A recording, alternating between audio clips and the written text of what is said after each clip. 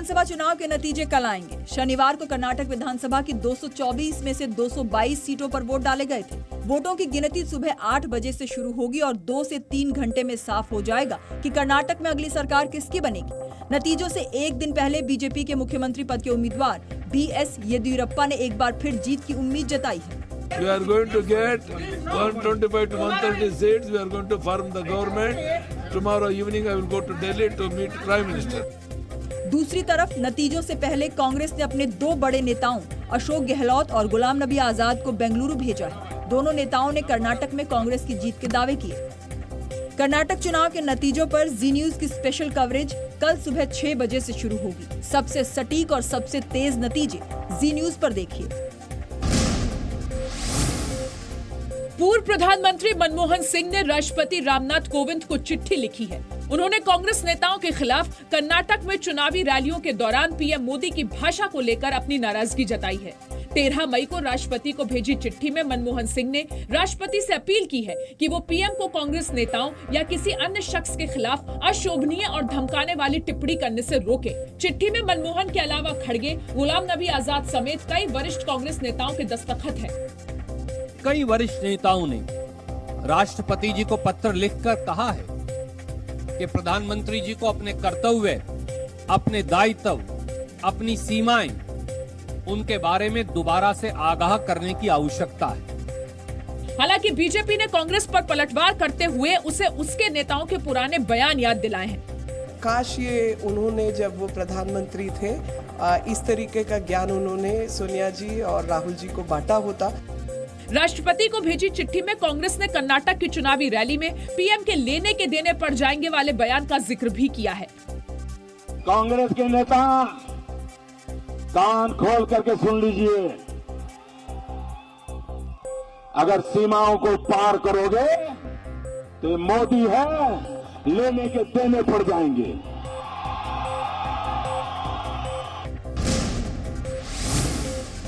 पश्चिम बंगाल में पंचायत चुनाव के दौरान हिंसा को लेकर केंद्रीय गृह मंत्रालय ने राज्य सरकार से रिपोर्ट मांगी है। पश्चिम बंगाल के 20 जिलों में पंचायत चुनाव के दौरान जबरदस्त हिंसा हुई। चुनावी हिंसा के दौरान टीएमसी, सीपीएम और बीजेपी के 10 कार्यकर्ताओं समेत 13 लोगों की हत्या कर दी गई। जगह जगह बूथ लूटने और मारपीट की घटनाएं हुई। हालांकि हिंसा के बावजूद 72% से ज्यादा लोगों ने अपने मताधिकार का इस्तेमाल किया। हिंसा के विरोध में लेफ्ट पार्टियों और कांग्रेस ने कोलकाता में राज्य चुनाव आयोग के दफ्तर का घेराव किया। केंद्रीय मंत्री बाबुल सुप्रियो ने पश्चिम बंगाल में राष्ट्रपति शासन की मांग की है। पावर में रहने के लिए कितना ब्रूटल और एनिमल जैसे आचरण, ये जानवर जैसे आचरण तृणमूल कांग्रेस के जो कैडर से वो कर रहे हैं। I definitely demand president's rule in Bengal. दूसरी तरफ टीएमसी ने हिंसा की घटनाओं को मामूली बताया है। ये बहुत छोटी संख्या है जो घटना घटी है। हालांकि एक भी बूंद रक्त गिरना गणतंत्र के लिए अच्छा नहीं है। कलकत्ता हाईकोर्ट ने हिंसा को लेकर राज्य के चुनाव आयोग और गृह सचिव को समन किया है। हाईकोर्ट के चीफ जस्टिस ने मोबाइल पर हिंसा का वीडियो देखने के बाद ये फैसला लिया। कल देश के कई राज्यों में आए आंधी, तूफान और बारिश की वजह से हुए हादसों में 80 से ज्यादा लोगों की मौत हो गई। सबसे ज्यादा नुकसान उत्तर प्रदेश में हुआ। उत्तर प्रदेश में 51 लोगों की मौत हुई, जबकि पश्चिम बंगाल में 14, आंध्र प्रदेश में 12, दिल्ली में 2 और उत्तराखंड में 1 शख्स की मौत हुई। वहीं इन हादसों में 136 लोग घायल भी हो गए। मौसम विभाग ने अगले 48 घंटे के लिए भी अलर्ट जारी किया है। मौसम विभाग के मुताबिक आज और कल कई राज्यों में आंधी आ सकती है।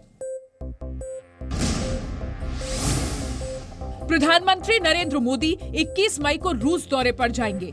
इस दौरान वो रूस के राष्ट्रपति व्लादिमीर पुतिन के साथ अनौपचारिक मुलाकात करेंगे। विदेश मंत्रालय के मुताबिक रूस के राष्ट्रपति व्लादिमीर पुतिन के निमंत्रण पर पीएम मोदी 21 मई को रूस का दौरा करेंगे। रूस के सोची शहर में दोनों नेताओं के बीच अनौपचारिक शिखर वार्ता होगी। ये दोनों नेताओं के लिए तमाम राष्ट्रीय और अंतर्राष्ट्रीय मसलों पर चर्चा के लिए अहम अवसर होगा। इस शिखर वार्ता का मकसद दोनों देशों के बीच खास रणनीतिक साझेदारी को और मजबूत करना है। दोनों नेता द्विपक्षीय मसलों और विकास के मुद्दे पर भी चर्चा करेंगे। पीएम मोदी और प्रेसिडेंट पुतिन के बीच ये अनौपचारिक शिखर वार्ता दोनों देशों के नेताओं के बीच नियमित सलाह और बातचीत की परंपरा के मुताबिक है। इस दौरान दोनों नेता रिश्तों को नए सिरे से मजबूत करने की कोशिश तो करेंगे ही, Su-400 Triumph anti aircraft missile system जैसे हथियारों के सौदों पर भी सहमति बन सकती है। पाकिस्तान के पूर्व प्रधानमंत्री नवाज शरीफ मुंबई हमले को लेकर अपने बयान पर कायम है। आज सुबह पत्रकारों से नवाज ने कहा कि उन्होंने ऐसा कुछ नहीं कहा जो गलत है। नवाज ने 2 दिन पहले पाकिस्तान के अखबार डॉन से बातचीत में मुंबई हमले के लिए पाकिस्तान को जिम्मेदार ठहराया था। नवाज ने मुंबई हमले के केस को लेकर पाकिस्तान में हो रही देरी पर भी सवाल उठाए थे। दूसरी तरफ पाकिस्तान की राष्ट्रीय सुरक्षा समिति यानी NSC ने नवाज शरीफ के बयान को गलत और गुमराह करने वाला बताया है। प्रधानमंत्री शाहिद खकान अब्बासी की अध्यक्षता में हुई बैठक में NSC ने कहा कि मुंबई हमले को लेकर केस में देरी की वजह पाकिस्तान नहीं बल्कि भारत है। पाकिस्तान के NSC के मुताबिक भारत ने मुंबई हमले के गुनहगार अजमल कसाब को फांसी देने में जल्दबाजी की और इसी वजह से ट्रायल में देरी हुई। NSC की बैठक में PM, रक्षा, वित्त और विदेश मंत्री के अलावा तीनों सेनाओं के प्रमुख भी शामिल थे। पत्नी की मौत के मामले में कांग्रेस सांसद और पूर्व केंद्रीय मंत्री शशि थरूर की मुश्किल बढ़ गई है। दिल्ली पुलिस की स्पेशल इन्वेस्टिगेशन टीम ने सुनंदा पुष्कर की मौत के मामले में थरूर को आरोपी बनाया है। दिल्ली के पटियाला हाउस कोर्ट में दाखिल 3000 पन्नों की चार्जशीट में SIT ने थरूर पर आत्महत्या के लिए उकसाने और पत्नी को प्रताड़ित करने का आरोप लगाया है। मेडिको लीगल, फॉरेंसिक एविडेंसेस और साइकोलॉजिकल ऑटोप्सी रिपोर्ट के बेसिस के ऊपर 306 और 498 AIPC के तहत आज चार्जशीट फाइल की गई है। दूसरी तरफ थरूर ने कहा कि वो अपने खिलाफ आरोपों का जवाब देंगे। थरूर ने ट्वीट कर कहा कि मेरी तरफ से उकसाने की बात तो दूर, सुनंदा को जानने वाला कोई व्यक्ति इस बात पर भी यकीन नहीं करेगा कि उन्होंने खुदकुशी की थी। वहीं बीजेपी नेता सुब्रमण्यम स्वामी ने इस मामले में तत्कालीन UPA सरकार और दिल्ली पुलिस पर निशाना साधा। सारा दस्तावेजों को और आधारों को नष्ट किया गया, दबाया गया UPA गवर्नमेंट की तरफ से और भ्रष्ट पुलिस अधिकारियों की तरफ से, और ट्रायल में और भी मटेरियल आएगी तो फिर करेंगे। 17 जनवरी 2014 को सुनंदा पुष्कर का शव दिल्ली के एक होटल में रहस्यमय हालात में मिला था। सुनंदा की मौत के करीब 1 साल बाद दिल्ली पुलिस ने इस मामले में FIR दर्ज की थी। कठुआ रेप और मर्डर केस के 3 गवाहों ने सुप्रीम कोर्ट का दरवाजा खटखटाया है। इन तीनों गवाहों ने जम्मू कश्मीर क्राइम ब्रांच पर आरोप लगाया है कि उसने न सिर्फ उनकी पिटाई की बल्कि बयान बदलने के लिए प्रताड़ित भी किया। तीनों गवाहों का ये भी आरोप है कि पुलिस अब भी उन्हें परेशान कर रही है। सुप्रीम कोर्ट इस अर्जी की सुनवाई बुधवार को करेगा। जम्मू कश्मीर सरकार ने खीर भवानी मंदिर जाने वाले भक्तों के लिए लाया गया विवादित फॉर्म वापस ले लिया है। कश्मीरी पंडितों ने राज्य सरकार के फॉर्म पर ऐतराज जताया था। इसके बाद सरकार की ओर से खेद जताते हुए कहा गया कि प्रशासन ने गलती की है। राज्य सरकार ने इस मामले में जांच का भी आदेश दिया है। यहाँ पे जो कश्मीरी माइग्रेंट्स हैं, they are sons of the soil. They need not to register, be scrutinized. सरकार की तरफ से जारी किए गए फॉर्म में खीर भवानी जाने वाले लोगों के बारे में जानकारी मांगी गई थी। श्रीनगर के नजदीक खीर भवानी मंदिर कश्मीरी पंडितों के लिए बेहद महत्वपूर्ण तीर्थ स्थल है।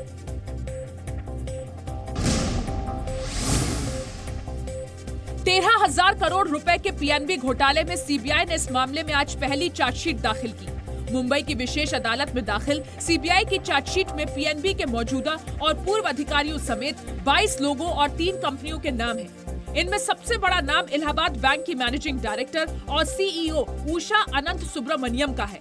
अनंत सुब्रमण्यम 2015 से 2017 के दौरान PNB में CEO थी। उषा के अलावा PNB के executive director KV Brahmaji Rao और संजीव शरण का नाम भी चार्जशीट में है। चार्जशीट में नीरव मोदी, उसके भाई विशाल मोदी और नीरव की कंपनी के अधिकारी सुभाष परब की घोटाले में भूमिका बताई गई है। हालांकि इस चार्जशीट में नीरव मोदी के मामा मेहुल चौकसी की भूमिका के बारे में नहीं बताया गया है।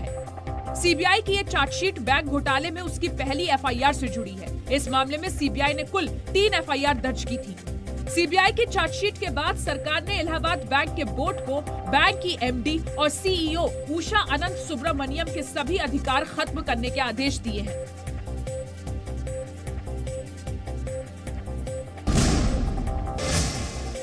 आज सबसे पहले आपको बता दें कि कैबिनेट में एक मामूली रिशफल किया गया है और थोड़ी देर में आपके पास और ज़्यादा डिटेल्स आ जाएंगे, लेकिन अभी बड़ी खबर ये आ रही है कि पीयूष गोयल को वित्त मंत्रालय का टेम्परेरी चार्ज दिया गया है। जैसा कि आप जानते हैं कि फाइनेंस मिनिस्टर अरुण जेटली का स्वास्थ्य आजकल ठीक नहीं चल रहा है, उनका किडनी ट्रांसप्लांट हुआ है।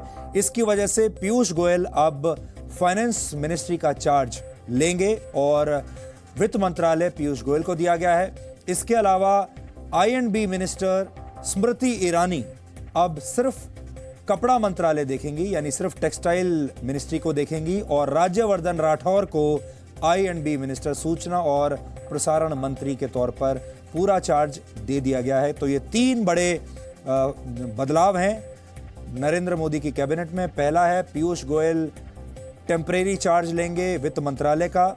दूसरा है I&B मिनिस्ट्री में एक फेरबदल हुआ है, अब राज्यवर्धन राठौर को I&B मिनिस्ट्री दे दी गई है। आप जानते हैं पहले राज्यवर्धन राठौर के पास स्पोर्ट्स मिनिस्ट्री थी, खेल मंत्रालय था, और वो राज्य मंत्री थे सूचना और प्रसारण मंत्रालय में, और सूचना और प्रसारण मंत्रालय कैबिनेट रैंक था स्मृति ईरानी के पास। अब स्मृति ईरानी सिर्फ कपड़ा मंत्रालय देखेंगी। ये 3 बड़े बदलाव हैं नरेंद्र मोदी की कैबिनेट में। ये कैबिनेट रिशफल हुआ है अब से थोड़ी देर पहले, और ये खबर सबसे पहले आप जी न्यूज पर देख सकते हैं। केंद्रीय कैबिनेट में ये फेरबदल है। और आज हम आपको बताएंगे कि आपको किस तरह की खबरों से बचकर रहना चाहिए, क्योंकि खबरों को जहरीले एजेंडे में तब्दील करने वाली झूठ की फैक्ट्रियां आजकल 24 घंटे काम कर रही हैं। इन दिनों ऐसे लोग सक्रिय हैं जो गली मोहल्ले के झगड़ों को सांप्रदायिक हिंसा साबित करने पर तुले हुए हैं। ऐसा ही एक मामला 4 दिन पहले दिल्ली के कॉलोनी में हुआ था। सबसे पहले आपको एक वीडियो दिखाते हैं, क्योंकि उस कॉलोनी में जब ये झगड़ा चल रहा था तो कॉलोनी के ही बहुत सारे लोगों ने अपने अपने मोबाइल फोन के जरिए वीडियोस बना लिए थे। ये वीडियो बहुत बड़े सबूत हैं, लेकिन जब मीडिया किसी एक खबर को किसी खास अंदाज में दिखाने पर तुल जाता है तो वो इन वीडियोस को भी नजरअंदाज कर देता है। हमारे रिपोर्टर जब आज उस कॉलोनी में गए तो ऐसा समझिए जैसे वहां के लोग शायद हमारा ही इंतजार कर रहे थे। उन सब लोगों ने हमें अपने अपने वीडियोस दिखाए जो उन्होंने अपने मोबाइल फोन से शूट किए थे, और उन्होंने कहा कि उनके साथ इंसाफ होना चाहिए। आगे बढ़ने से पहले उन्हीं में से एक वीडियो हम आपको दिखाना चाहते हैं। आपको खुद मार रही है, अपने आप को खुद मार रही है, वो देखो अपने आप को खुद मार रही है, वीडियो बनाओ, वीडियो बनाओ। अबे तू चुप हो जा।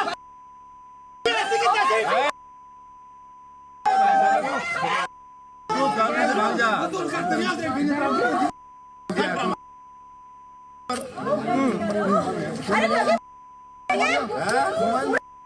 आपको खुद मार रही है, अपने आप को खुद मार रही है, वो देखो अपने आप को खुद मार रही है, वीडियो बनाओ, वीडियो बनाओ।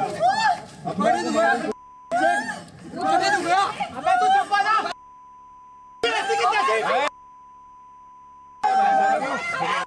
तू गाने से भाग जा।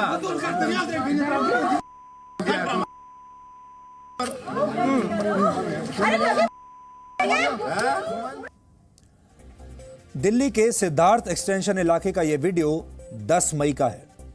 इस वीडियो को यह कहकर प्रचारित किया गया कि यहां कश्मीरी लड़कियों के साथ मारपीट की गई, उनके साथ छेड़छाड़ की गई, उन्हें कश्मीरी आतंकवादी बताया गया और कॉलोनी के लोगों ने कश्मीरी होने की वजह से उनके साथ बहुत बुरी तरीके से मारपीट की।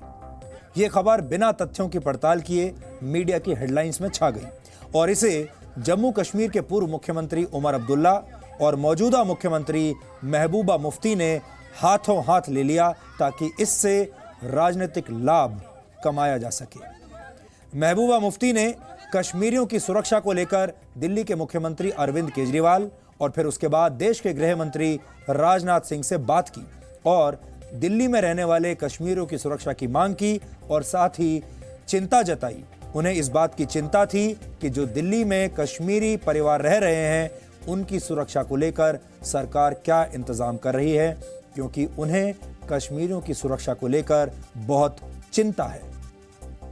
दूसरी तरफ जम्मू कश्मीर के पूर्व मुख्यमंत्री उमर अब्दुल्ला ने इस मुद्दे से जुड़े हुए तमाम ट्वीट्स को रीट्वीट करना और उन पर कटाक्ष करना शुरू कर दिया। इसी तरह कुछ और छोटभइये छात्र नेताओं ने भी इस मुद्दे पर ट्वीट करने शुरू कर दिए ताकि वो आगामी चुनाव में अपना चुनाव का टिकट पक्का कर सकें। यानी ये सारे लोग इसे एक बड़ा मुद्दा बनाने में जुट गए और ये सारे लोग देश को ये बताने में जुट गए कि यही लोग कश्मीरियों के स्वयंभू ठेकेदार हैं, जबकि किसी ने भी इस खबर की तह तक जाने की कोशिश नहीं की या ये समझ लीजिए कि जाना ही नहीं चाहते थे, क्योंकि ये खबर अपने इसी रूप में इन्हें सूट करती थी। इन नेताओं में से किसी ने भी ये जानने की कोशिश नहीं की कि इस मारपीट के पीछे असली वजह क्या थी। दिल्ली पुलिस ने जब इस मामले की जांच की तो पता चला कि यह झगड़ा सड़क पर रहने वाले आवारा कुत्तों को लेकर शुरू हुआ था। इसमें कश्मीर या हिंदू मुस्लिम वाला कोई एंगल था ही नहीं। हमने जब इस खबर की आगे पड़ताल की तो हमें पता चला कि दिल्ली की इस कॉलोनी के लोग आवारा कुत्तों की वजह से बेहद परेशान थे और ये कश्मीरी परिवार यानी इस कश्मीरी परिवार द्वारा आवारा कुत्तों को खाना खिलाने की वजह से बहुत सारे आवारा कुत्ते इस कॉलोनी के इस ब्लॉक में इकट्ठा हो जाया करते थे। ये कुत्ते इस कॉलोनी के कई लोगों को काट चुके हैं, जिसकी वजह से कॉलोनी के लोग बेहद परेशान थे। लेकिन इस कॉलोनी में रहने वाला कश्मीर का एक परिवार इन आवारा कुत्तों को वहीं पर खाना खिलाता था, जिसके विरोध में पहले भी कई बार कॉलोनी के लोग शिकायत कर चुके हैं। और उनकी शिकायत ये थी कि जब ये परिवार इन कुत्तों को खाना खिलाता है तो बड़ी संख्या में आसपास के सारे स्ट्रीट डॉग्स इस जगह पर आकर इकट्ठा हो जाते हैं, जिसकी वजह से कॉलोनी के लोगों को बहुत दिक्कत होती है, तकलीफ होती है। पुलिस के मुताबिक इस कॉलोनी के लोगों का इस कश्मीरी परिवार से पिछले कई वर्षों से इसी बात पर झगड़ा चल रहा है और यह पूरा झगड़ा आवारा कुत्तों को खाने खिलाने से जुड़ा हुआ है। खाना खिलाने की वजह से बहुत सारे आवारा कुत्ते अब वहीं रहने लगे हैं और इन्हीं मकानों के आसपास इकट्ठा हो जाते हैं। 2015 से लेकर अब तक दोनों पक्षों की तरफ से कुल मिलाकर 117 शिकायतें पुलिस के पास दर्ज करवाई गई हैं दोनों पक्षों की तरफ से। हमने इस पूरे मामले में वहां के लोगों से बात की और वहां मौजूद लोगों ने आरोप लगाए हैं कि अगर कोई भी व्यक्ति इस कश्मीरी परिवार को कुत्तों को खाना खिलाने से रोकता है या मना करता है तो ये परिवार उस व्यक्ति के खिलाफ छेड़छाड़ और धमकाने की शिकायत दर्ज करवा देते हैं। पुलिस में मोलेस्टेशन की झूठी शिकायत पुलिस में दर्ज करा देते हैं। 10 मई को भी इस कॉलोनी के लोगों का इस कश्मीरी परिवार के साथ इसी मुद्दे पर फिर से झगड़ा हुआ, लेकिन आरोपों के मुताबिक मारपीट इन कश्मीरी लड़कियों के भाई ने शुरू की थी और उसने कॉलोनी के दूसरे लोगों के लिए अभद्र भाषा का प्रयोग किया। अपनी पड़ताल के दौरान हमें एक सीसीटीवी वीडियो भी मिला है जो कि इस पूरे मामले में बहुत अहम सबूत हो सकता है। हो सकता है आप में से बहुत सारे लोगों को ये खबर थोड़ी छोटी लग रही हो और आपको लग रहा हो कि किसी मोहल्ले में एक छोटी सी दो पड़ोसियों के बीच में आपस में झगड़ा हो गया, उसको नेशनल टीवी पर दिखाने की क्या जरूरत है। लेकिन ये कोई छोटा मोटा झगड़ा नहीं है। देश भर में बहुत सारे झगड़े ऐसे होते होंगे। आपके शहर में भी पड़ोसियों के बीच में अक्सर झगड़े होते रहते हैं, लेकिन कभी भी धर्म से जोड़कर या जिस राज्य से वो पड़ोसी आता है उससे जोड़कर इसे दूसरा रंग नहीं दिया जाता। और कितने ऐसे झगड़े हैं जिन्हें नेशनल मीडिया हेडलाइन में ये कहकर प्रचारित करता है कि कश्मीरी होने की वजह से इस परिवार के साथ ये सलूक किया गया। अब जो मैं वीडियो आपको दिखा रहा हूं, ये वीडियो उसी घटना का है। इस वीडियो में इस कश्मीरी परिवार की एक लड़की आपको दिख रही होगी और कॉलोनी में दूसरे लोग भी उस समय पर वहां इकट्ठा हो गए हैं। तभी ये लड़की अचानक से जमीन पर लेट जाती है, आप ध्यान से देखिए। और फिर कुछ ही देर में ये लड़की अचानक से फिर उठती है और एक व्यक्ति की तरफ जाती है। एक व्यक्ति वहां खड़ा हुआ है, उसकी तरफ जाती है और इसी के बाद इस कॉलोनी की बाकी महिलाएं इस लड़की की तरफ दौड़ रही है। इस कॉलोनी के लोगों के मुताबिक जब ये कश्मीरी लड़की अचानक जमीन पर लेट गई तो इसने खुद को अपने आप से ही पीटना शुरू कर दिया। दूसरी तरफ इस कश्मीरी परिवार ने बहुत ही गंभीर आरोप लगाए हैं। इस परिवार का दावा है कि उन्हें कश्मीरी मुसलमान होने की वजह से पीटा गया। इस परिवार का यह भी कहना है कि लोग उन्हें आतंकवादी कह रहे थे। लेकिन दिल्ली पुलिस ने अपनी जांच रिपोर्ट में ऐसी किसी भी बात से इनकार किया है। दिल्ली पुलिस के कमिश्नर अमूल्य पटनायक ने गृह सचिव राजीव गौबा को जानकारी दी है कि इस घटना का उस परिवार के कश्मीरी होने से कोई संबंध नहीं है। पुलिस कमिश्नर ने यह भी बताया है कि ये एक स्थानीय मुद्दा यानी लोकल मुद्दा है, जिसकी शुरुआत आवारा कुत्तों को खाना खिलाने से हुई। यानी जिस खबर को लेकर नफरत का इतना बड़ा एजेंडा चलाया गया, जिसमें एक मुख्यमंत्री और एक पूर्व मुख्यमंत्री भी कूद पड़े और मीडिया ने सेलेक्टिव रिपोर्टिंग की, वो पूरा मामला बाद में उल्टा निकला। आपने नोट किया होगा कि कश्मीर के नाम पर राजनीति करने वाले तमाम नेता कश्मीरी पंडितों के मुद्दे पर हमेशा चुप्पी साध लेते हैं। आज हम इन नेताओं से पूछना चाहते हैं कि जब कश्मीरी पंडितों पर अत्याचार हो रहे थे, जब कश्मीरी पंडित अपने घरों को छोड़ने पर मजबूर हुए थे, उस दिन ये सारे लोग कहाँ थे? कश्मीरी पंडितों पर जो अत्याचार हो रहे थे, उनकी सुरक्षा को लेकर उमर अब्दुल्ला ने कितनी बार ट्वीट किया है, महबूबा मुफ्ती ने कितनी बार ट्वीट किया है, कितनी बार गृह मंत्री से बात की है और कितनी बार इस मुद्दे को उठाया है। अभी हाल ही में कश्मीर के पत्थरबाजों ने एक पर्यटक की हत्या कर दी थी, पत्थर मार मार कर एक स्कूली बच्चे को घायल कर दिया था। तब ये सारे नेता उनकी सुरक्षा को लेकर इतने चिंतित नहीं दिखाई दिए जितने चिंतित इस बार इस मुद्दे पर ये दिखाई दे रहे हैं। मुख्यमंत्री महबूबा मुफ्ती ने इस पूरे मामले को राजनीतिक रंग देने से पहले पूरे तथ्यों की जानकारी जुटाने की कोशिश की ही नहीं। क्या महबूबा मुफ्ती ने कभी दिल्ली के मुख्यमंत्री या देश के गृह मंत्री से कश्मीरी पंडितों को लेकर कभी बात की है? क्या उन्होंने कभी ये कहा कि वो कश्मीरी पंडितों की सुरक्षा को लेकर बहुत चिंतित हैं? क्या महबूबा मुफ्ती ने देश के किसी भी राज्य के मुख्यमंत्री को फोन करके ये पूछा कि वो अपने राज्य में रहने वाले कश्मीरी पंडितों को वापस कश्मीर कब भेज रहे हैं? कभी नहीं पूछा। लेकिन इस बार सारे कश्मीरी नेता चिंतित हो गए, सबको इस परिवार की चिंता सताने लगी। ये रिपोर्ट पहले आप देखिए और फिर इसको हम आगे बढ़ाएंगे।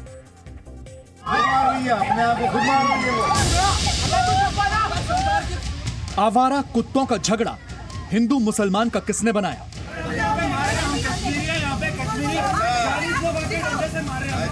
कोई भी देखता है आप निकल जाओ यहाँ से, कहाँ से आए हो, आपको तो पाकिस्तान जाना चाहिए, आप रेंटेड प्लेस में रहते हो।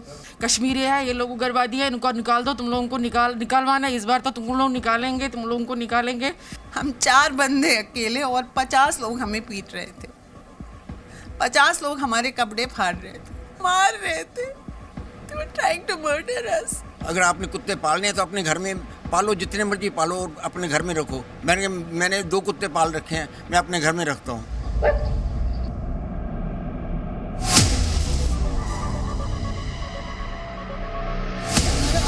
कुत्तों के काटने पर शुरू हुई लड़ाई को कश्मीरियों पर अत्याचार किसने बताया?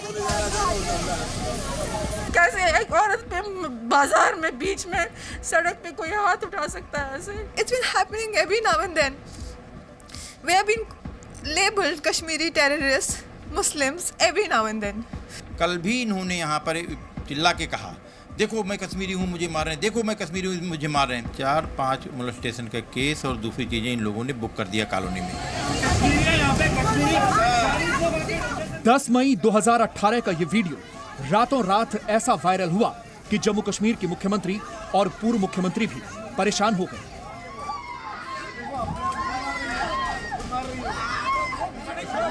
खबर यह बताई गई कि दिल्ली के सिद्धार्थ एक्सटेंशन में कश्मीरियों पर अत्याचार हो रहा है। कुछ स्थानीय लोगों ने उनकी इसलिए पिटाई कर दी क्योंकि वो कश्मीरी हैं और मुसलमान हैं।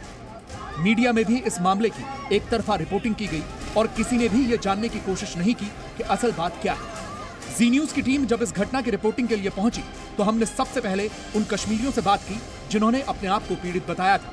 हमारे कैमरे पर तीनों महिलाएं रोने लगी। इन महिलाओं का दावा था कि उनके साथ छेड़छाड़ की गई, उन्हें गालियां दी गई और उन्हें कश्मीरी मुसलमान होने की वजह से पीटा गया। मेरे को घसीटा नीचे और काफ़ी सारे लोग आए, मेरे कपड़े मेरे सब खींचने लगे। मुझे पूरा याद भी नहीं है क्या हुआ, बिकॉज मैं इन सबको देख रही थी, इन सबको भी मार पड़ रही थी। तो कहते हैं अरे हम तो वीडियो खींच लेंगे, आप देख लो, कुछ नहीं हो सकता, ये कश्मीरी है, उग्रवादी है, आज तो जाएंगे ही है। पहले पंडितों को हटाया, आज हम इनको हटाएंगे। जो उन्होंने इस तरह का किया है हमारे ऊपर, लेडीज के ऊपर ऐसी मुझे तो पता भी नहीं है, आई डोंट अंडरस्टैंड इट। मुझे वजह भी नहीं बता रहे थे, बस सिर्फ मारते जा रहे थे। कश्मीरी है, ये लोग उग्रवादी है, इनको निकाल दो, तुम लोगों को निकालवाना है, इस बार तो तुम लोग निकालेंगे, तुम लोगों को निकालेंगे, तुम लोग इनको तो बस एक बार निकाल ही दो। ऐसे ऐसे करके इतनी गालियाँ बक रहे थे और इतनी चीज़ें, मतलब समझ में नहीं, उनकी लैंग्वेज और उनका बोलने का तरीका क्या था मुझे समझ में नहीं आ रहा है। इन्होंने इससे पहले ये भी हमें, यही मैं कॉलोनी में किसी के, will not name the person, कि हम मंदिर है यहाँ पे पॉकेट सी में, वहाँ भी फेंक के इन बोलो इन्होंने डाल दिया, देन इनका काम तमाम कर लेते। आरोप बहुत गंभीर थे क्योंकि ये सब देश की राजधानी में हो रहा था। इन महिलाओं के भाई ने भी इन गंभीर आरोपों को और आगे बढ़ाया। मुझे पता था यार कल उनका, क्योंकि हमें किसी ने 4-5 दिन पहले, इससे पहले भी हमें 5 बार वार्न किया गया और हमने कॉप्स को पूरा वार्न किया था। क्या धमकी दी जाती है? हमें धमकी दी जाती है कि आप उग्रवादी हो, आप कश्मीरी हो। हमारे पास कंप्लेंट्स भी है, उन्होंने लिखा है कि ये कश्मीरी उग्रवादी यहाँ पे उग्रवाद फैला रहे हैं।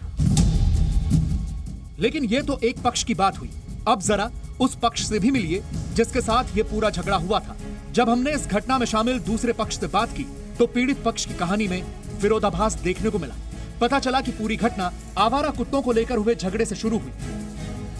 They were coming from that side and that man first made some very furious comments with abusive words कि ये देखो ये सब आ गए, ये डंडा लेके आए, लाठी लेके आए। तब तक वो पीछे अपना वो मोबाइल खोल के वीडियो, देखो देखो देखो लाठी लेके आए, देखो देखो डंडा लेके आए, मारेंगे मारेंगे करके। एंड देन विद दैट फिर हम लोगों ने कहा भैया मारने नहीं आए हैं, इस तरह से आए, कोई ऐसे नहीं, अपनी सेफ्टी के लिए रखा है। इन आरोपों के जवाब में इस कॉलोनी की निवासी संगीता त्रिपाठी ने एक वीडियो भी हमें दिखाया। इस वीडियो में संगीता की नाक से खून निकल रहा है और दावा है कि उनके साथ कश्मीरी लड़कियों के भाई ने मारपीट की है। शिकायतकर्ता उन्होंने लेडी ने बताया है कि उसको एक ग्रुप में उनके कॉलोनी में रहते हुए लोग कुछ आकर के अटैक किया है और उन्होंने शिकायत दिया है। शिकायत में जो भी चीज़ें हैं उसके ऊपर हमने मुकदमा दर्ज किया है और तमाम चीज़ों का भी जांच करेंगे। पहले भी वहाँ पे दोनों खेमों के बीच में काफ़ी केसेस हैं, लेकिन अभी जो असल्ट हुआ है उसी घटना के ऊपर अभी हमने मुकदमा दर्ज करके अभी तफ्तीश कर रहे हैं। ये RWA के अध्यक्ष SN पांडे हैं। इस घटना के बाद ये गिरफ्तार हो चुके हैं, लेकिन गिरफ्तार होने से पहले इन्होंने जी न्यूज़ के कैमरे पर उस दिन की पूरी घटना बताई थी। स्ट्रे डॉग की प्रॉब्लम की स्थिति ये है कि यहाँ पर 4-5 लोग हैं। पहले 1-2 थे, वो कुत्तों को खाना खिलाते थे, उनका काम चल रहा था। लेकिन धीरे धीरे करके बाहर से कुत्तों को इंपोर्ट करके कॉलोनी में ला करके, कभी उसमें कार में भर के, कभी कहीं से ला करके उसको बढ़ाते चले गए। ऐसा कि अगर किसी ने किसी घर के आगे खिला रहे हैं, कहीं खिला रहे हैं, रास्ते में कुत्ता काटा और इनको कह दिया भाई ऐसा क्यों कर रहे हो, तो तुझे पता नहीं है, तेरा मैं घर तोड़वा दूंगा, तेरे खिलाफ मोलेस्टेशन केस कर दूंगा। और इसी के चलते 4-5 मोलेस्टेशन का केस और दूसरी चीज़ें इन लोगों ने बुक कर दिया कॉलोनी में। यानी आरोप ये भी है, अगर कोई लोकल व्यक्ति इस कश्मीरी परिवार को कुत्तों को खाना खिलाने से रोकता है तो उसके खिलाफ ये केस दर्ज करवा देते हैं। ऐसे ही कुछ पीड़ित हमें मिले। हम लोग अपनी कॉलोनी में वापस आ रहे थे रात में, क्योंकि कुछ गेट बंद हो जाते हैं, कुछ खुलते हैं, तो हमें गेट नंबर 3 से ही बाहर जा करके फिर अंदर आना पड़ता है। एक महिला वहाँ पे उनको खाना खिला रही थी गेट के बिल्कुल सामने। हमने शीशा नीचे किया, उन्होंने केवल इतना कहा कि मैडम आप इन कुत्तों को या तो किनारे कर लीजिए, खिलाइए, या अपने घर पे खिला लीजिए। उसके बाद उन्होंने जो शब्दों का प्रयोग किया, मैं देख लूँगी तुम लोगों को, ये कर लूँगी। मेरी जो वाइफ थी एट दैट टाइम, उसने कहा भैया ये लगता है कुछ मामला साइकोलॉजी का है। 2-3 दिन बाद पता चलता है उन्होंने एक FIR कर दी। अब आप समझिए कि हम एक प्रोफेशनल हैं, कितनी टाउनशिप कर चुके हैं, लेकिन हमें कानून के बारे में कोई ऐसी जानकारी नहीं। हम लोग को लगा कि ये कोई नहीं, ये कर दिया, कोई बात नहीं, कभी चले जाएंगे, बात कर लेंगे, आपस में बात कर लेंगे, सुलझ जाएगा मामला। देन वी रियलाइज कि द केस इज़ ऑफ 506, 509। हमने पूरी ज़िंदगी निकाल दी अपने को संभाल के रखने में। और मैडम ये बता रहे हैं कि आप अजरा जी का, जिन्होंने, जिस महिला ने ये किया है, उन्होंने और भी लोगों के संग यही किया। उनका काम ही यही है कि हर एक के संग ये 506, 509 का मुकदमा वो डाल देती हैं। भार्गव साहब जिस आशीष नाम के लड़के का जिक्र कर रहे हैं, उसका एक वीडियो भी हमें मिला है। ये वीडियो कुछ महीने पुराना है। और इसमें ये लड़का पुलिस के सामने ही इस कॉलोनी के स्थानीय लोगों को धमका रहा है। अरे चलो यार, वो कुत्तों का मैटर अलग है तुम्हारा, अभी मेरे को अलग चीज निपटाना है। और कुत्तों को खिलाने के लिए कोई रोकेगा मेरे को उसी टाइम बोलना, हाथ तोड़ दूंगा जिसने रोका। अभी बोल रहा हूँ, ठोक बजा के। सर आप सुनो, परसों शाम की बात है, उन्होंने क्या ये क्या स्टेटमेंट दिया इन्होंने अभी? इनको ज्यादा पता होगा। मैं तो इनसे पूछ रहा हूँ सर, ये क्या स्टेटमेंट दिया? कोई कुत्तों को खिलाने रोकेगा तो क्या होगा? हाथ तोड़ दूंगा, मैंने बोला। आपके सामने ये स्टेटमेंट दी जा रही है। इस कॉलोनी में ऐसे हमें कई और भी लोग मिले जिनके साथ ऐसी घटनाएं हो चुकी हैं। मैं दूध लेने जा रहा था सुबह 7:45 बजे, सुबह 7:45 बजे। डेट बताइए। यही 8 दिसंबर को। तो जैसे मैंने 143A के आगे आया तो वहाँ पीछे से एक कुत्ते ने मुझे काट लिया। उनसे प्रॉब्लम ये है जी, वो जगह जगह खाना डालते हैं। एक दिन मेरे घर के सामने अखबार बिछा के खाना डाल रहा था, मैंने उसको मना किया। मैं कहा देखो यहाँ खाना मत डालो। मैंने बड़े आराम से बात की उससे। कहने नहीं हम तो डालेगा। मैं कहा आप यहाँ खाना नहीं डालोगे, आप अपने घर के आगे डालो, जितना मर्जी डालो, हमें कोई इतराज़ नहीं। लेकिन उसके बाद उसकी एक लड़की आ गई। लड़की क्या बात है, क्या बात है? मैं कहा बेटे आप चुप रहो, आपके बड़े बुजुर्ग से बात हो रही है और बुजुर्ग कोई बात कर रहे हैं और आपका कोई मतलब नहीं बनता। तो वो जो मेरे से बात कर रहा था उनका बाप, वो कहने लगा आप मेरी बेटी को छेड़ रहे हो। मैं कह मैं उसको बेटा बेटा कह रहा हूँ, मैं उसको बेटा बेटा करके कह रहा हूँ और आप मुझे कहते हो मेरी बेटी को छेड़ रहे हो।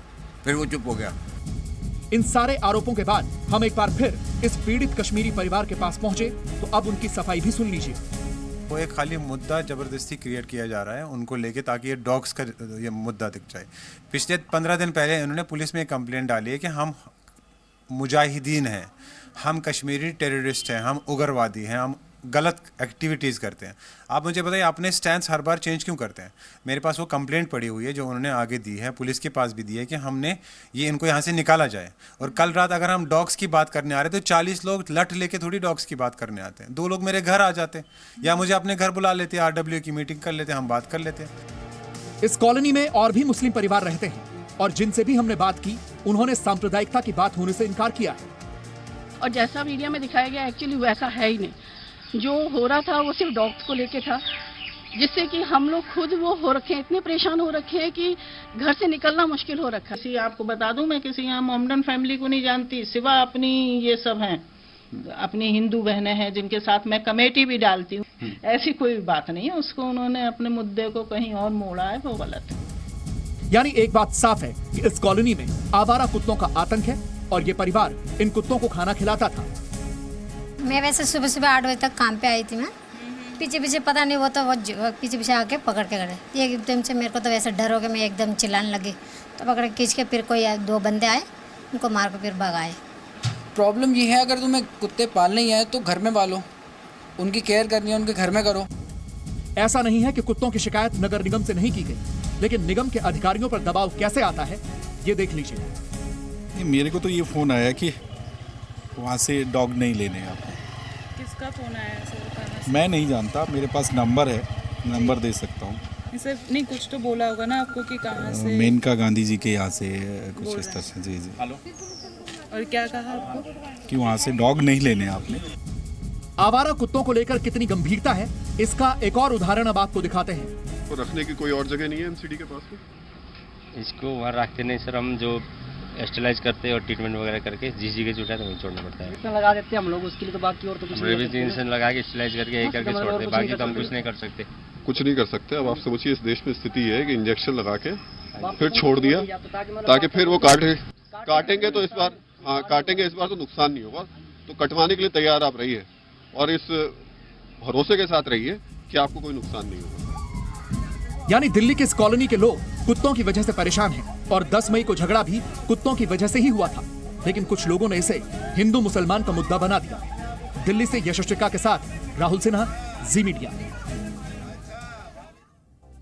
अब जरा कल्पना कीजिए कि अगर आपकी कॉलोनी में आपके घर के ठीक बाहर 50 कुत्ते इकट्ठे हो जाएं और आपको घर से ना निकलने दें तो आप क्या करेंगे? और जब आपको यह पता चलेगा कि आपका पड़ोसी ही इन कुत्तों को खाना खिला रहा है तो क्या आपको गुस्सा आएगा या नहीं? दिल्ली के सिद्धार्थ एक्सटेंशन कॉलोनी में भी ऐसा ही हुआ और ये वीडियो भी इसी कॉलोनी के लोगों ने रिकॉर्ड किया है और उनका दावा है कि इस वीडियो में दिख रही लड़की कश्मीरी परिवार की है, यानी ये परिवार आवारा कुत्तों की देखभाल करता है।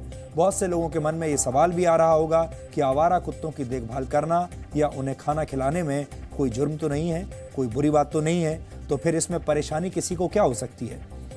और ये बात सही है कि अगर आप आवारा कुत्तों को खाना खिलाना चाहते हैं, उनकी देखभाल करना चाहते हैं, तो इसमें कोई बुरी बात नहीं है। लेकिन ऐसे सारे पशु प्रेमियों को, एनिमल लवर्स को आज हम कुछ ज़रूरी जानकारियां देना चाहते हैं कि अगर आप पशुओं से प्यार करते हैं, उनके लिए कुछ करना चाहते हैं, तो आपको किस तरह से करना चाहिए। Animal welfare board of India की 2015 वर्ष की गाइडलाइंस के मुताबिक आपको आवारा कुत्तों को घरों के नज़दीक खाना नहीं खिलाना चाहिए। आवारा कुत्तों को ऐसी जगहों पर खाना नहीं देना चाहिए जहां बच्चे खेलते हों या लोग वहां पर सैर करने आते हों, घूमते हों, या फिर जहां भीड़ भाड़ वाला इलाका हो। आवारा कुत्तों को इस तरीके से खाना नहीं खिलाना चाहिए जिससे गंदगी फैले। कुत्तों की देखभाल करने वाले लोगों को यह सलाह भी दी गई है कि कुत्तों को खाना खिलाने के बाद उस जगह को साफ करना चाहिए। जो लोग कुत्तों की देखभाल करते हैं उन्हें कुत्तों का स्टरलाइजेशन और वैक्सीनेशन भी करवाना चाहिए। एनिमल बर्थ कंट्रोल रूल्स के मुताबिक आवारा कुत्तों को ना तो मारा जा सकता है और ना ही उन्हें उनकी जगह से हटाया जा सकता है। अगर नगर निगम भी इन आवारा कुत्तों को उठाकर ले जाता है तो उन्हें स्टरलाइज करके वापस उसी जगह पर छोड़ना होता है जहां से इन स्ट्रीट डॉग्स को उठाया गया था। आज भले ही आवारा कुत्तों को मारने पर पाबंदी हो, लेकिन 19वीं शताब्दी में अंग्रेजों ने कुत्तों की आबादी कम करने के लिए इन्हें मारना शुरू कर दिया था। एक अनुमान के अनुसार अपने शासन की शुरुआत से लेकर 1947 में भारत की आजादी तक अंग्रेजों ने हर साल देश में 50,000 से ज्यादा कुत्तों को मारा। भारत में इस समय करीब 3 करोड़ से ज्यादा आवारा कुत्ते हैं और अकेले राजधानी दिल्ली में ही 4 लाख स्ट्रीट डॉग्स हैं। सरकारी अस्पतालों के रिकॉर्ड के अनुसार जनवरी 2015 से अक्टूबर 2015 तक दिल्ली में कुत्तों के काटने की 77,000 से ज्यादा घटनाएं हुई थी, 77,000, जिसका मतलब यह है कि दिल्ली में हर 6 मिनट में कुत्ते के काटने की एक घटना होती है। जब कुत्ता इंसानों को काटता है तो रेबीज नाम की एक बीमारी हो सकती है। ये एक ऐसी बीमारी है जिसका असर सीधे दिमाग पर पड़ता है। एक अनुमान के अनुसार भारत में हर साल 20,000 लोगों की मौत रेबीज के इन्फेक्शन की वजह से होती है। ये पूरी दुनिया में रेबीज से होने वाली कुल मौतों का 36% है, यानी पूरी दुनिया में कुल मिलाकर रेबीज से जितने लोग मरते हैं उसका 36% हमारे देश में। कुल मिलाकर अगर आपकी कॉलोनी में आवारा कुत्ते हैं तो आपको अपने इलाके के नगर निगम से संपर्क करना चाहिए। नगर निगम के कर्मचारी इन आवारा कुत्तों को स्टरलाइज करेंगे जिससे उनकी आबादी नहीं बढ़ेगी। इसके अलावा नगर निगम आवारा कुत्तों का वैक्सीनेशन भी करवाएगा।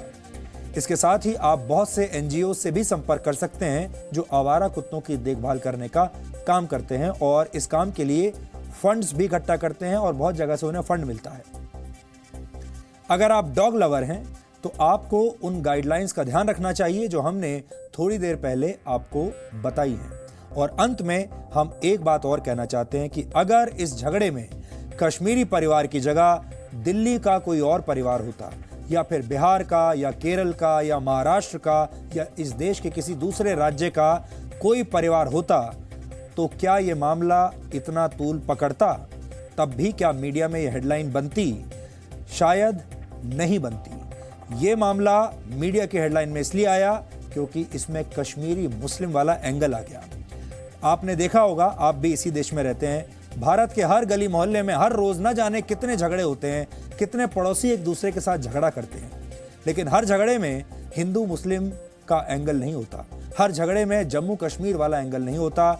इसीलिए इन झगड़ों के बारे में कभी कोई चर्चा नहीं होती। मीडिया में ये सारे झगड़े आपको कभी देखने को नहीं मिलते, ना ही कोई हेडलाइन बनती है। तो फिर इस बार क्या अलग हुआ?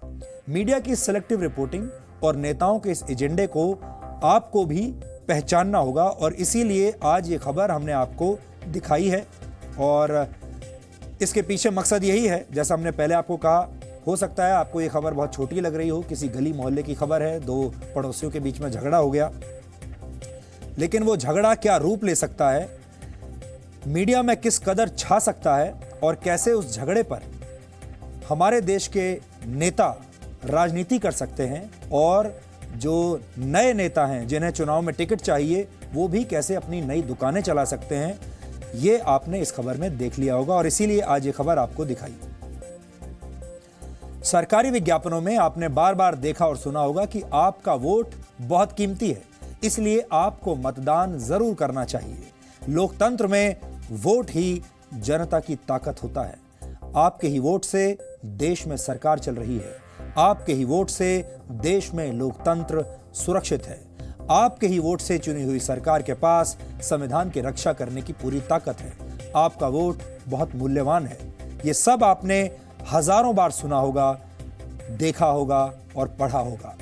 लेकिन अगर किसी राज्य में ऐसी परिस्थितियां पैदा कर दी जाएं कि वोट डालना और उम्मीदवारों का नामांकन करना ही मुश्किल हो जाए, तो क्या लोकतंत्र इसके बाद बच पाएगा? पश्चिम बंगाल में आजकल ऐसे ही हालात हैं। राजनीति के विद्वान चुनाव को लोकतंत्र का उत्सव कहते हैं, लेकिन पश्चिम बंगाल में चुनाव लोकतंत्र का उत्सव नहीं बल्कि हत्या, लूट, गुंडागर्दी और मारपीट का महोत्सव है। पश्चिम बंगाल में आज पंचायत चुनाव के लिए वोट डाले जा रहे थे। 5 करोड़ से ज्यादा मतदाताओं को अपने वोट का इस्तेमाल करना था, लेकिन वहां इतनी भयानक हिंसा हुई कि 13 लोगों की मौत हो गई। इसमें राजनीतिक हत्याएं भी शामिल हैं। इस हिंसा में टीएमसी के 6, सीपीएम के 3 और बीजेपी के 1 समर्थक की हत्या हुई है। इससे पहले जब पंचायत चुनाव के लिए प्रत्याशी अपना नामांकन दाखिल कर रहे थे, तब कई जगहों पर उम्मीदवारों का नामांकन दाखिल करना भी मुश्किल हो गया था। ऐसी एक घटना साउथ 24 परगना जिले की हुई, जहां कुछ प्रत्याशियों के नामांकन पत्र छीन लिए गए। इसके बाद इन लोगों ने व्हाट्सएप के जरिए अपने नामांकन पत्रों की सॉफ्ट कॉपी अधिकारियों के पास भेजी, क्योंकि इसके अलावा कोई दूसरा विकल्प नहीं बचा था। ये लोग अगर नामांकन के लिए निकलते तो शायद मार दिए जाते। ऐसी घटनाओं से पता चलता है कि चुनाव आयोग जैसी संस्थाएं पश्चिम बंगाल में हो रही गुंडागर्दी के सामने कितनी मजबूर हैं। पश्चिम बंगाल में कुल 58,070 सीटों पर पंचायत चुनाव हो रहे हैं। इनमें से 20,698 सीटों पर चुनाव बिना किसी विरोध के हो रहा है, निर्विरोध हो रहा है। और ऐसे आरोप हैं कि वहां की इन 20,000 सीटों पर गुंडागर्दी और दहशत इतनी ज्यादा है कि एक प्रत्याशी के सामने कोई भी दूसरा प्रत्याशी चुनाव लड़ने की हिम्मत नहीं जुटा पाया। सोचिए, 20,000 से ज्यादा सीटें ऐसी हैं जहां चुनाव निर्विरोध हुआ। ऐसी तस्वीरें भी सामने आई हैं जिनमें टीएमसी के एक मंत्री ने एक राजनीतिक पार्टी के कार्यकर्ता को पुलिस के सामने ही थप्पड़ मारा। साउथ 24 परगना जिले में सीपीएम के 2 समर्थकों को जिंदा जला दिया गया। कई जगहों पर बैलेट बॉक्स लूट लिए गए, बैलेट पेपर जला दिए गए और कई जगह बैलेट पेपर्स को तालाब में फेंक दिया गया। टीएमसी ने इनमें से कई हिंसक घटनाओं के आरोप बीजेपी पर लगाए हैं। जब पश्चिम बंगाल में हिंसा हो रही थी तो दोपहर के वक्त एक बार काउंसिलर ने कोलकाता हाई कोर्ट के चीफ जस्टिस ज्योतिर्मय भट्टाचार्य को मोबाइल पर हिंसा के वीडियो दिखाए और फिर चीफ जस्टिस ने कहा कि वो इन घटनाओं पर पश्चिम बंगाल की सरकार से जवाब मांगेंगे।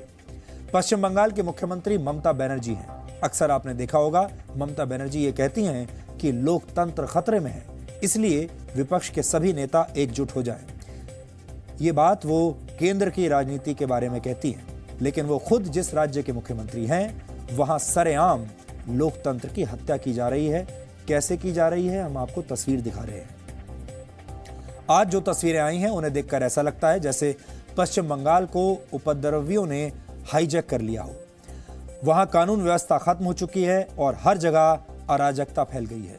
हमारे देश में एक खास विचारधारा का वर्ग है जो पूरी दुनिया में ये प्रोपेगेंडा चलाता है कि भारत में अभिव्यक्ति की आज़ादी खतरे में है, लेकिन ये तमाम लोग पश्चिम बंगाल में हो रही बूथ कैप्चरिंग पर बिल्कुल शांत हैं। क्या इससे पश्चिम बंगाल में लोकतंत्र मजबूत हो रहा है? पश्चिम बंगाल की इन परिस्थितियों पर हमारे देश के बुद्धिजीवी और हमारे देश के डिजाइनर नेता भी बिल्कुल खामोश हैं। अब ये देखना होगा कि बार बार आज़ादी मांगने वाला गैंग इस विषय पर सेमिनार, सम्मेलन और गोष्ठी कब करेगा?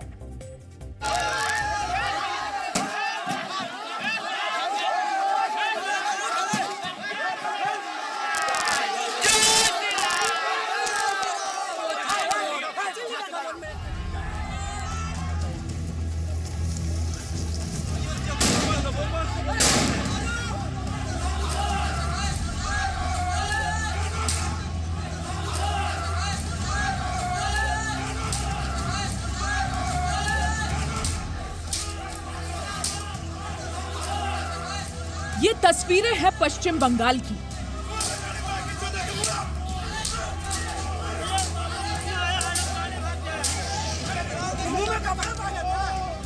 ये ममता बनर्जी का पश्चिम बंगाल है।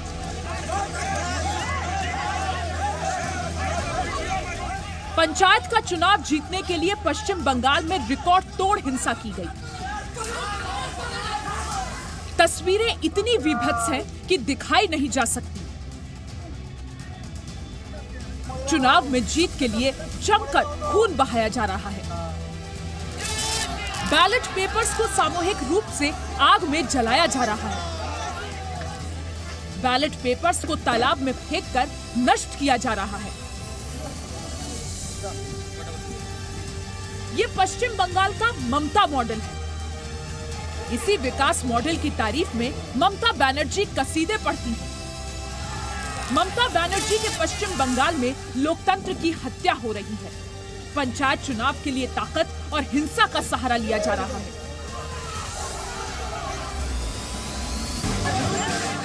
ये तस्वीरें पश्चिम बंगाल के आसनसोल जिले की हैं। यह आसनसोल की पहली तस्वीर है। यहाँ कुछ लोगों का समूह एक व्यक्ति को बुरी तरह पीट रहा है। ज्यादातर लोग पीटने वाले हैं, बचाने वाला कोई नहीं। और ये आसनसोल की दूसरी तस्वीर है। यहाँ भी कानून व्यवस्था को ताक पर रख बड़ी बुरी तरह से एक व्यक्ति को पीटा जा रहा है। ये भी आसनसोल की ही तस्वीर है। ममता दीदी के राज में लाठियों की ममता बरस रही है।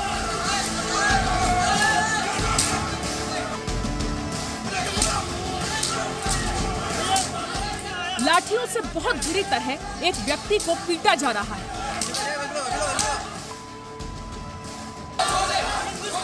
ममता के बंगाल की ये तस्वीरें दिल दहला देने वाली हैं। ये ममता दीदी का वो मॉडल है जिसका मतलब है जिसकी लाठी उसका बूट। इन्हीं तस्वीरों के बीच में एक पुलिस वाला भी पिट रहे व्यक्ति को बचाने आता है, लेकिन पुलिसकर्मी भी उग्र भीड़ के सामने मजबूर नजर आता है।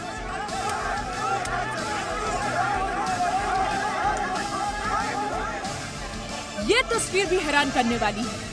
वीरपारा में कुछ लोग डंडों के साथ खड़े हैं और लोगों को वोट डालने से रोक रहे हैं। एएनआई की तरफ से कहा गया है कि लाठियां लेकर खड़े हुए ये लोग टीएमसी कार्यकर्ता हो सकते हैं।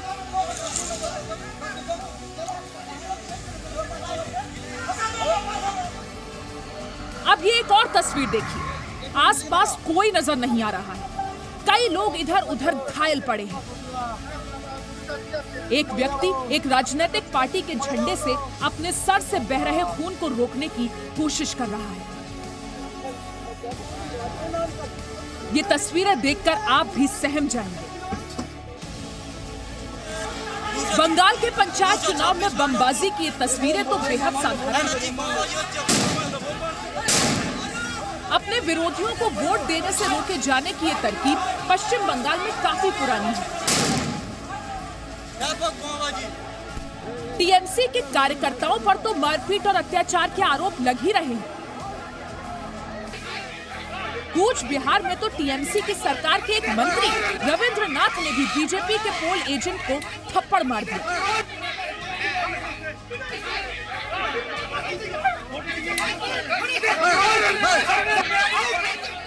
कूच बिहार में टीएमसी के कार्यकर्ताओं ने वोट देने आए लोगों को बुरी तरह पीटा। घायलों को अस्पताल में भर्ती करवाया गया है, जो टीएमसी कार्यकर्ताओं पर आरोप लगा रही हैं। घटना में तो हम दोनों था, और वो 7-8 आदमी था, लाठी से टंगे। वो लोग को पूरा धावा किया, उसके बाद किसी का घर में जाके घुसा है, फिर उसका घर तोड़कर उसको मारा है। पश्चिम बंगाल के कई हिस्सों में चुनाव जीतने के लिए बैलेट पेपर्स को जला दिया गया, बूथ कैप्चरिंग की गई, वोटरों को धमकाया गया, बैलेट पेपर्स को तालाब में फेंक दिया गया। लोग मीडिया कैमरों के सामने लूटे गए बैलेट पेपर्स दिखा रहे थे। ऐसा लगा जैसे उपद्रवियों ने पूरे चुनाव को हाईजैक कर लिया है। पोलिंग बूथ पर काम करने वाले कर्मचारी भी बैलेट बॉक्स छीने जाने के बाद वहां से जाने को मजबूर हो गए। पश्चिम बंगाल के नॉर्थ 24 परगना में बीजेपी के एक कार्यकर्ता को चाकुओं से गोद दिया गया। घायल हालत में इस बीजेपी कार्यकर्ता को अस्पताल में भर्ती करवाया गया। पश्चिम बंगाल के अलीपुरदौर जिले में कई पत्रकार भी हिंसा में घायल हुए हैं और टीएमसी के नेता इतनी बड़ी हिंसा पर भी कोई गंभीरता नहीं दिखा रहे हैं। ये बहुत छोटी संख्या है जो घटना घटी है, हालांकि एक भी बूंद रक्त गिरना गणतंत्र के लिए अच्छा नहीं है। न्यायपालिका के निर्देश की भी धज्जियां उड़ी है। लॉ एंड ऑर्डर बंगाल में है नहीं। वहाँ की सरकार न कानून को मानती है, न चुनाव आयोग को मानती है, न न्यायपालिका के निर्देश को मानती है। मैं समझता हूँ अराजकता का वातावरण है। हम पूरे चुनाव की रिपोर्ट ले जाकर न्यायपालिका के पास जाएंगे और न्यायपालिका से आग्रह करेंगे कि इस चुनाव को निरस्त करें। इतनी घोर हत्या हमारे देश के अंदर जनतंत्र का आज तक हमने देखा नहीं। ये स्पष्ट हो रहा है कि ये एक फांसीवादी ताकत है। इसके खिलाफ जनता को एकजुट होकर लामबंद होकर लड़ना जरूरी है। पावर में रहने के लिए कितना ब्रूटल और एनिमल जैसे आचरण, ये जानवर जैसे आचरण तृणमूल कांग्रेस के जो कैडर से वो कर रहे हैं, और ये खुद नहीं कर रहे हैं, ये ऊपर से जो है उनके ऑर्डर से कर रहे हैं, और ऊपर से ऑर्डर है, इसीलिए पुलिस को हम कुछ भी नहीं करते हुए देख रहे हैं। ऐसा अगर वायलेंस पूरे राज्य में हो रहा है, एक टीयर गैस नाम की चीज भी आपको सुनाई नहीं दे रही। टीयर गैस तक फायर नहीं किया जा रहा है क्योंकि इनको ये डायरेक्शन दिया हुआ है कि कुछ ना करें। ममता बनर्जी खुद थर्ड फ्रंट का नेता बनकर अगला लोकसभा चुनाव लड़ना चाहती है, लेकिन अपने राज्य में कानून व्यवस्था की हालत ये है। कोलकाता से पूजा मेहता के साथ ब्यूरो रिपोर्ट, जी मीडिया। तस्वीरें देखकर आपको लग रहा होगा कि ये शायद दंगों की तस्वीरें हैं, लेकिन ये दंगों की नहीं, ये चुनाव की तस्वीरें हैं। और जिस राज्य में इस तरह चुनाव होते हैं वहां लोग कैसे अपने प्रत्याशियों का चुनाव करेंगे, आखिर इस तरह के चुनाव से लोकतंत्र को क्या फायदा होगा, इसके बारे में सोचिए।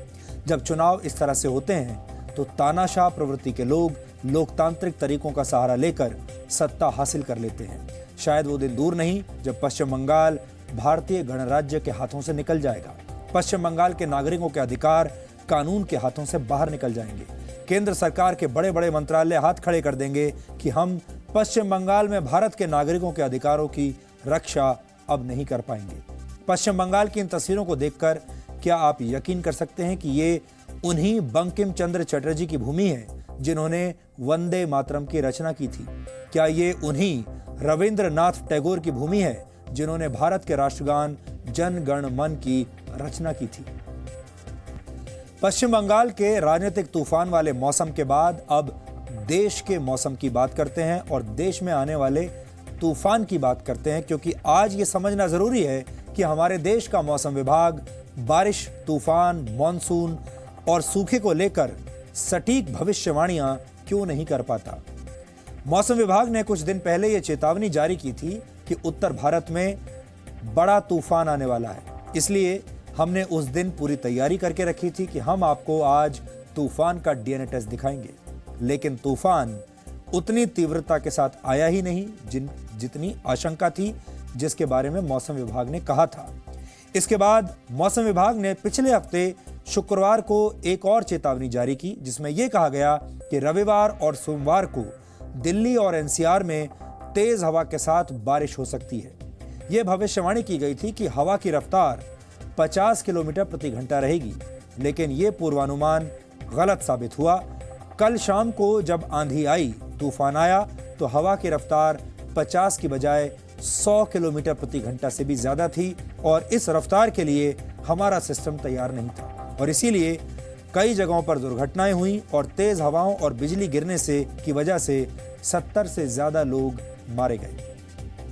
यानी आज जो हम कहना चाह रहे हैं वो पहले आपको राज्य बता देते हैं। मारे गए लोगों में से 42 उत्तर प्रदेश के हैं, 14 पश्चिम बंगाल के, 12 आंध्र प्रदेश के, 2 दिल्ली के और 1 उत्तराखंड। और ये आंकड़ा अभी और भी बढ़ सकता है। यानी मौसम विभाग जब ये कहता है कि भयंकर तूफान आने वाला है, तब तूफान आता नहीं। और जब मौसम विभाग ये कहता है कि तूफान आएगा लेकिन सिर्फ 50 किलोमीटर की रफ्तार से, तब तूफान इससे दुगनी रफ्तार से आता है। आज एक बार फिर मौसम विभाग ने अगले 2 दिनों की भविष्यवाणी की है, जिसमें कहा गया है कि जम्मू कश्मीर, हिमाचल प्रदेश, उत्तराखंड, पश्चिम बंगाल, सिक्किम, असम, मेघालय, नागालैंड, मणिपुर, मिजोरम, त्रिपुरा, केरल और कर्नाटक में बारिश हो सकती है और तेज हवाएं चल सकती हैं। अगले 2 दिनों को लेकर मौसम विभाग का ये कहना है कि देश के कुछ हिस्सों में 50 से 70 किलोमीटर की रफ्तार से हवाएं चल सकती हैं और पहाड़ी इलाकों में बर्फबारी भी हो सकती है। इसके अलावा राजस्थान सहित कुछ हिस्सों में धूल भरी आंधी का भी अनुमान लगाया गया है। हालांकि ये भविष्यवाणियां सही होंगी या नहीं, या सिर्फ कुछ हद तक सही होंगी, ये नहीं कहा जा सकता। 8 मई 2018 को मौसम विभाग की तरफ से चेतावनी दी गई थी कि दिल्ली एनसीआर सहित देश के कुछ हिस्सों में तेज हवाओं के साथ भारी बारिश की आशंका है। इसके बाद जगह जगह स्कूल बंद कर दिए गए, लोगों को सलाह देते हुए एडवाइजरी जारी कर दी गई।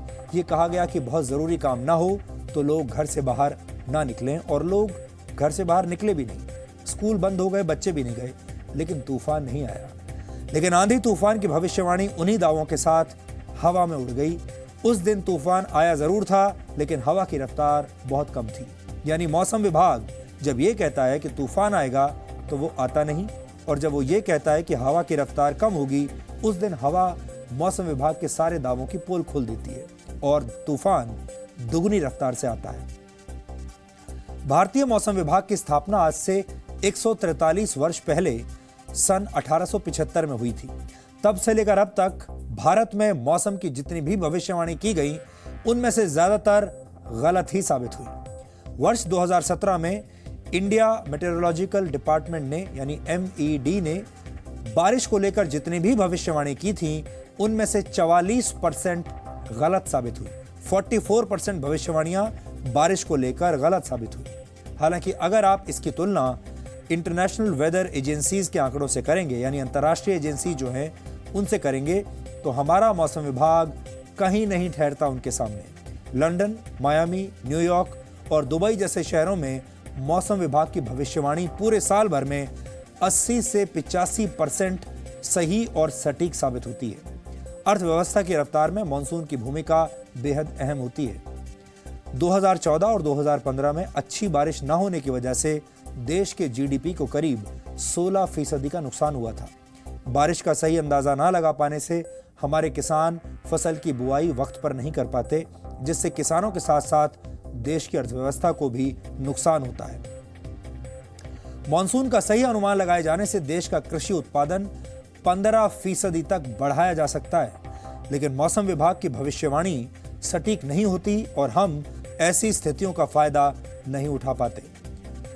मौसम विभाग की इन असफलताओं के बीच ये समझना भी जरूरी है कि ये अनुमान किस तरह लगाए जाते हैं और इनका मतलब क्या होता है। मौसम का पूर्व अनुमान लगाने के लिए मौसम विभाग अलग अलग जगहों से डेटा कलेक्ट करता है, फिर उन जानकारियों को सिस्टम में फीड करके एक एल्गोरिथम की मदद से मौसम की भविष्यवाणी की जाती है। आसान भाषा में कहें तो ये एक प्रकार से गणित के एक सवाल की तरह होता है, जिसमें अलग अलग जगहों से इकट्ठा की गई जानकारियों को जोड़कर सवाल का हल निकाला जाता है। गलत आकलन की एक बड़ी वजह यह भी है कि हमारे पास मौसम की भविष्यवाणी करने वाले हाईटेक प्रिडिक्शन टूल्स नहीं हैं। भारत के मौसम विभाग के पास इस वक्त करीब 679 ऑटोमेटिक वेदर स्टेशंस हैं।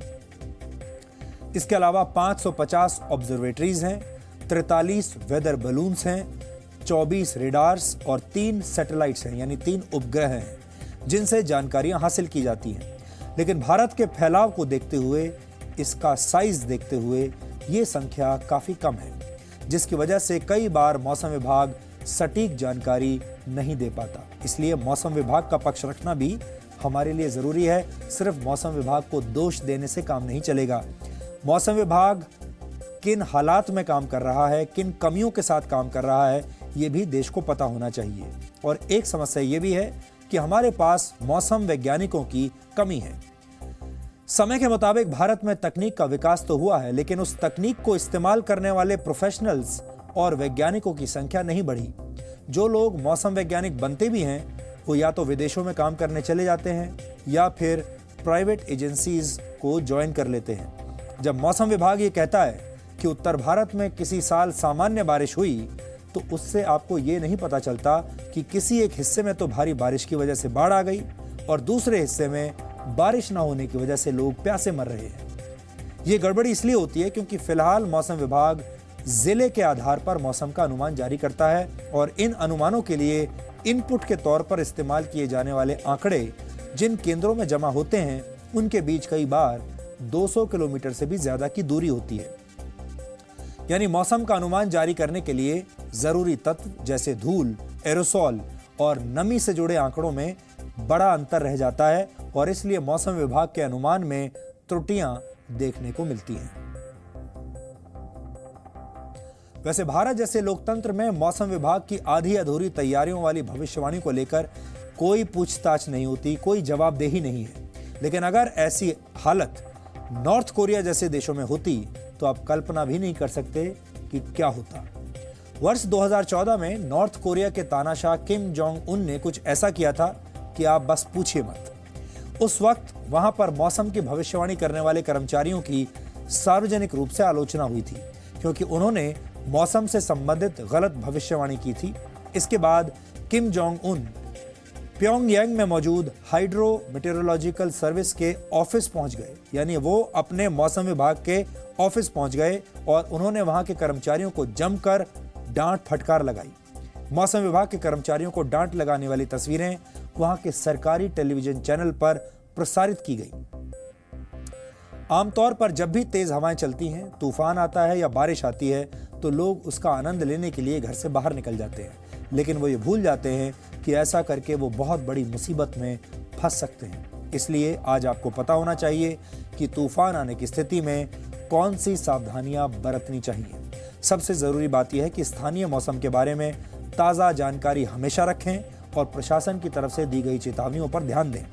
बाहर का मौसम देखकर आप खुद भी इसका अंदाजा लगा सकते हैं। ऐसे में घर के अंदर ही रहें, वरांडे में या छत पर ना जाएं। टीवी, फ्रिज या दूसरे बिजली के उपकरणों का इस्तेमाल बंद कर दें। टिन की छतों या मेटल रूफ वाली इमारतों से दूर रहें। पेड़ और खंभों के सहारे खड़े ना हो। अगर आप कार के अंदर हैं तो अपनी गाड़ी वहीं पर रोक लें और टेलीफोन और बिजली की लाइनों से दूर रहें। इसके अलावा तूफान के दौरान बिजली गिरने से भारत में हर साल 2000 लोगों की मौत होती है। इस तरह से हजारों लोगों की मौत का दुनिया में कोई दूसरा उदाहरण नहीं दिखता। बिजली गिरने से अमेरिका में हर साल औसतन सिर्फ 30 लोगों की मौत होती है, जबकि ब्रिटेन में यह औसत सिर्फ 3 के आसपास है। यानी दुनिया के दूसरे हिस्सों में भी बिजली गिरती होगी और गिरती भी है, लेकिन सबसे ज्यादा मौत भारत में होती है। इसकी सबसे बड़ी वजह यह है कि अमेरिका और ब्रिटेन जैसे देशों में चेतावनी और पूर्वानुमान लगाने की व्यवस्था बहुत अच्छी है। वहां लोगों को समय से पहले यह बता दिया जाता है कि किन इलाकों में मौसम खराब हो सकता है और बिजली गिर सकती है। लेकिन ऐसा सिस्टम हमारे देश में नहीं है, इसलिए यहां अपनी जान की हिफाजत आपको खुद ही करनी होगी। यहां आप ये भी नोट कर लीजिए कि बिजली गिरने पर आपको कैसे बचना है। अगर किसी पर बिजली गिर जाए तो फौरन डॉक्टर की मदद लें और याद रखें कि ऐसे लोगों को छूने से आपको कोई नुकसान नहीं होगा। बिजली गिरने के बाद तुरंत बाहर ना निकलें। ज्यादातर मौतें तूफान गुजर जाने के 30 मिनट बाद तक बिजली गिरने से होती हैं। छाते या मोबाइल फोन का इस्तेमाल बिल्कुल ना करें, क्योंकि धातु के जरिए बिजली आपको नुकसान पहुंचा सकती है। इसलिए अगर बिजली गिरने की आशंका हो तो अपना मोबाइल फोन का इस्तेमाल ना करें। और अब देखते हैं कि आज का इतिहास क्या कहता है। वर्ष 1796 में आज ही के दिन ब्रिटिश फिजिशियन एडवर्ड जेनर ने स्मॉल पॉक्स की रोकथाम के लिए पहली बार टीकाकरण की शुरुआत की थी। एडवर्ड जेनर ने न सिर्फ स्मॉल पॉक्स नाम की बीमारी के लिए वैक्सीनेशन की खोज की थी, बल्कि 1796 में बने इस वैक्सीन को दुनिया का पहला वैक्सीन भी माना जाता है। एडवर्ड जेनर की इस खोज ने स्मॉल पॉक्स बीमारी का दुनिया से अंत कर दिया था। दुनिया भर में 19वीं और 20वीं सदी में हुए वैक्सीनेशन कैंपेन्स की मदद से WHO ने 1979 में दुनिया को स्मॉल पॉक्स से मुक्त घोषित कर दिया था। वर्ष 1992 में आज ही के दिन भारत ने LTTE यानी liberation tigers of Tamil Eelam पर प्रतिबंध लगा दिया था। ये संगठन श्रीलंका के उत्तरी और पूर्वी इलाके को स्वतंत्र देश बनाना चाहता था, जिसकी वजह से श्रीलंका में अशांति थी और भारत में लगातार शरणार्थियों की भीड़ बढ़ रही थी। इस घटना के बाद भारत और श्रीलंका में वर्ष 1987 में एक समझौता हुआ था इन दोनों के बीच, और इसके तहत इंडियन पीस कीपिंग फोर्स ने श्रीलंका में शांति कायम करने में मदद की थी। वर्ष 1978 में आज मशहूर साहित्यकार जगदीश चंद्र माथुर का निधन हुआ था। यादों का पहाड़, आधा पुल और भोर का तारा उनकी प्रमुख रचनाएं हैं। जगदीश चंद्र माथुर ऑल इंडिया रेडियो के डायरेक्टर थे और उन्होंने ही इसे आकाशवाणी का नाम दिया था। वर्ष 1973 में आज ही के दिन नासा ने दुनिया के शुरुआती स्पेस स्टेशन में से एक स्काईलैब को लॉन्च किया था। 1973 से 1979 तक पृथ्वी की कक्षा में रहे स्काईलैब पर एक वर्कशॉप और सोलर ऑब्जर्वेटरी मौजूद थी। तो डीएनए में आज इतना ही। अब आपसे हमारी मुलाकात होगी कल सुबह 6 बजे। याद रखिए, कल रात 9 बजे नहीं, कल सुबह 6 बजे आपके साथ मुलाकात होगी, क्योंकि कल कर्नाटक चुनाव के नतीजे आने वाले हैं और जी न्यूज पर आपको कर्नाटक के सबसे तेज नतीजे देखने को मिलेंगे और हम इन नतीजों का सबसे सटीक विश्लेषण भी आपके लिए करेंगे। इसलिए कल पूरे दिन के लिए जी न्यूज के साथ अपना समय सुरक्षित रखिए। नमस्कार।